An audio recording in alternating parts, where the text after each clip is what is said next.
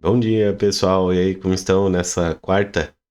Então, pedindo desculpas aí pra vocês, né? Ontem não teve vídeo, porque eu acho que vocês estão percebendo, eu ainda não tô tão bem assim.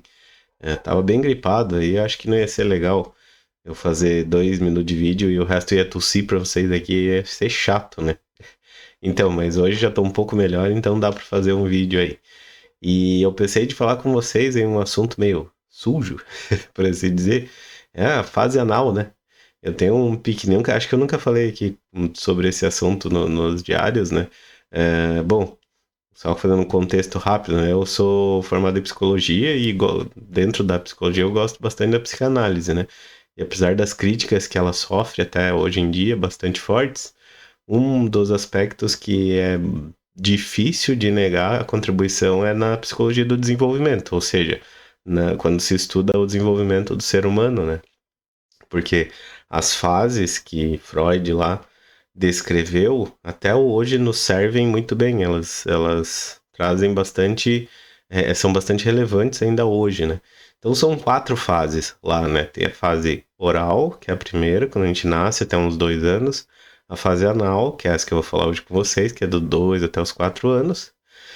Eu ainda tô um pouco por conta aí da gripe, né?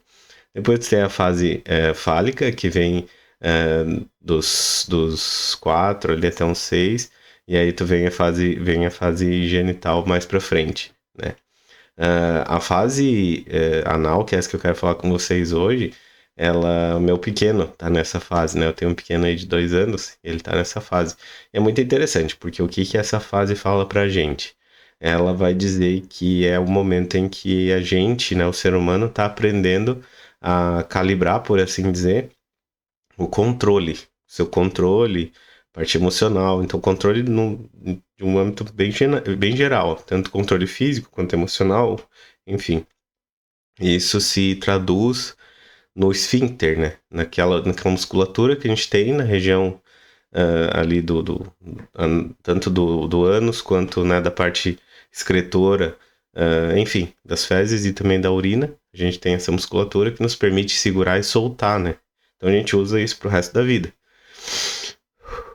Quando a gente vai no banheiro, a gente usa um pouco essa, né? Quando a gente segura lá o xixi, né? E às vezes a gente segura até demais, isso faz mal. E aí, então é por causa disso, é por causa dessa habilidade que a gente desenvolve, né? E é interessante porque não é só o ser humano que desenvolve essa habilidade. Quem tem animalzinho sabe, né? Que o animalzinho consegue segurar o cachorrinho lá. Quem tem cachorrinho em apartamento, ele acaba aprendendo a segurar bastante para ir lá fora fazer o xixi e tal. O gatinho também, né? O gatinho é muito especialista nisso. Chega uma hora que a gente nem precisa ensinar eles começam a procurar a arinha e cavar e guardar né, e tapar de volta, etc.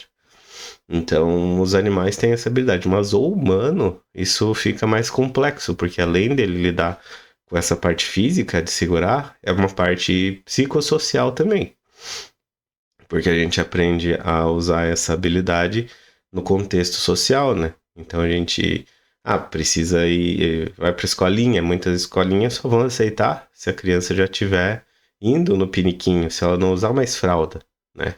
Então isso passa a ser também uma questão social, por exemplo.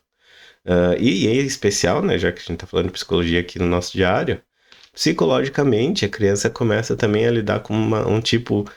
Eu não fico tão confortável em chamar de manipulação, né?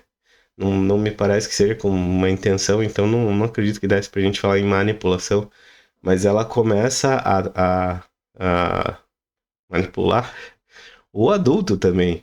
Então, emocionalmente falando, isso acontece muito. Ele vai premiar a gente com o cocô, né?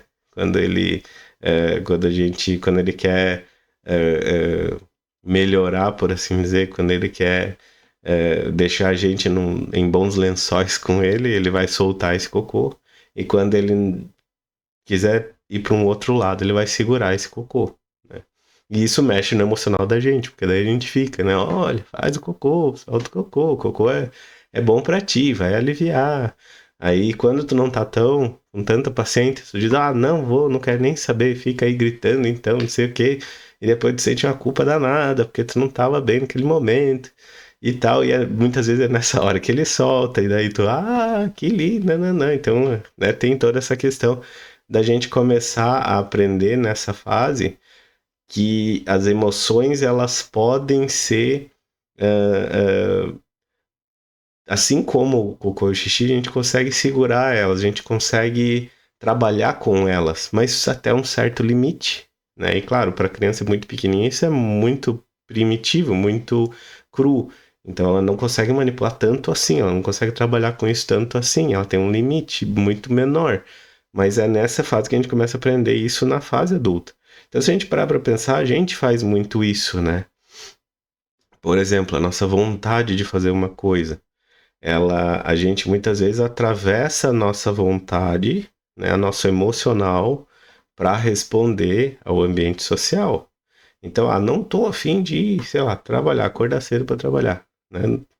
Pelo certo, por assim dizer, para nossa saúde mental, o ideal seria que a gente não fizesse algo que a gente não tá afim naquele momento, que a gente investigasse as causas, a gente fosse resolver, mas não tem como fazer isso, né? A gente vai acabar tendo muitos outros problemas sociais se a gente não fizer aquilo que a gente construiu, que a gente estabeleceu o contrato para, né, em termos de trabalho. Então a gente passa por cima da nossa vontade e vai trabalhar.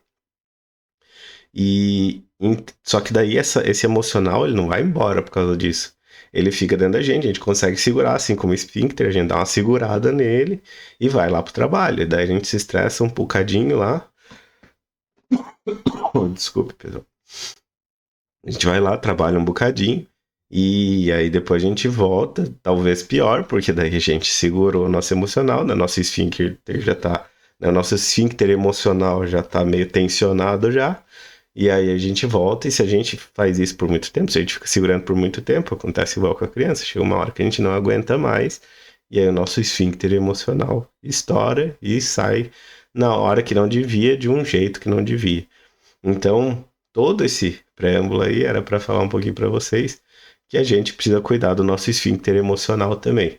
Senão, a gente depois tem que, de uma forma ou de outra, a gente vai ter que lidar com as consequências disso, né?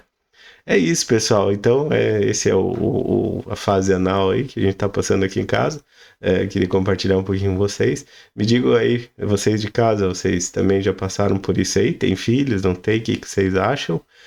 Tem interesse nas outras fases? De repente posso fazer mais alguns vídeos sobre as outras fases aí. É um assunto que eu gosto bastante. Boa quarta para todo mundo. Olha aí, tô até falando a voz. E até amanhã, então. Um abraço.